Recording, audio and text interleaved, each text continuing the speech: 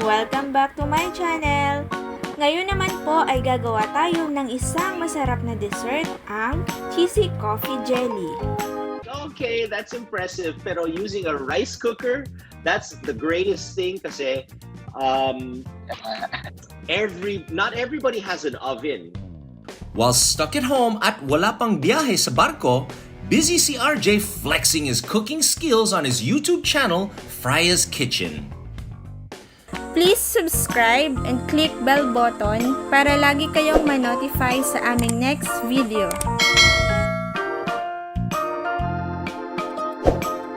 Ingredients: 2 tablespoon coffee powder, Unflavored Gulaman white, 1 cup sugar, 6 cups of water, 1 pack Nestle cream, 1 can condensed milk,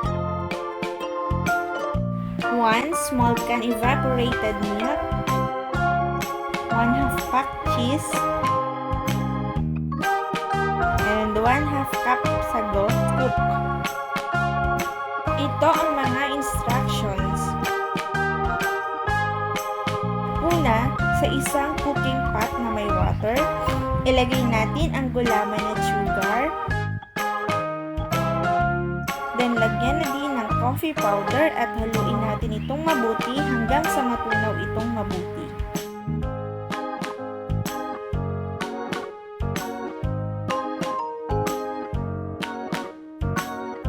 Then, buksan natin ang apoy at haluin lamang ang mixture hanggang sa uminit. Pero wag natin pakukuluin. After uminit nito, ilagay natin ang mixture sa isang swallow pan at hayaang lumamig muna.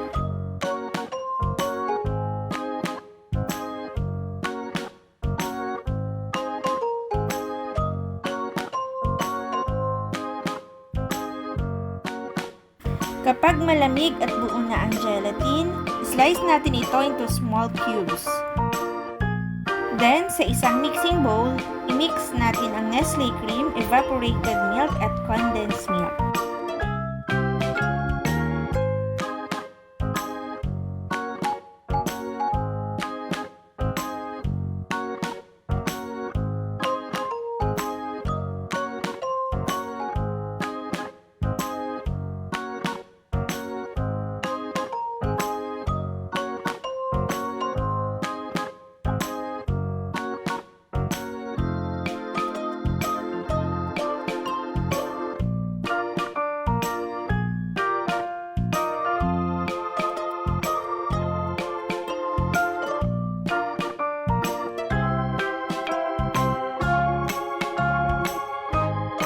Then, ilagay natin dito ang gelatin, sago, at milk mixture.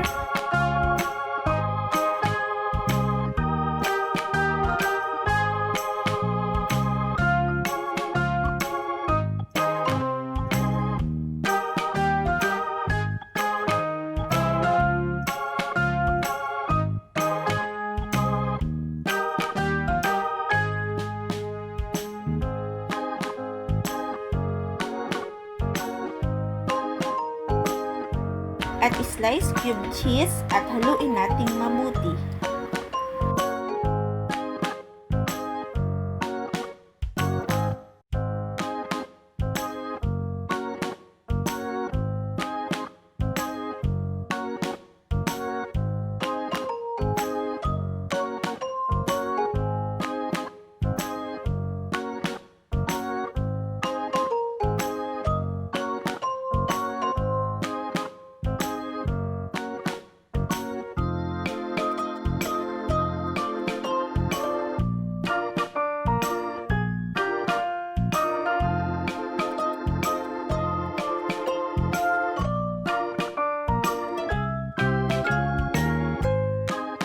After that, ilalagay na natin ito sa ref dahil mas masarap ito kapag malamig.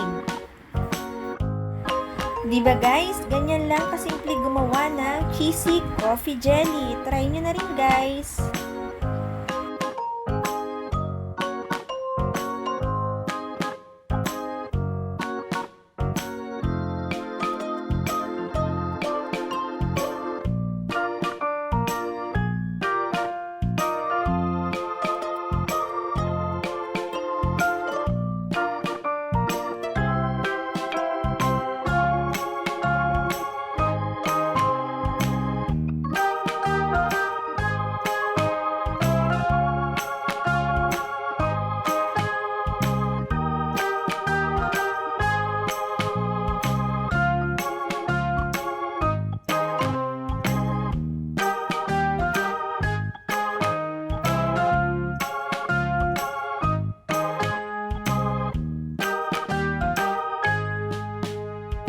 Thank you for watching!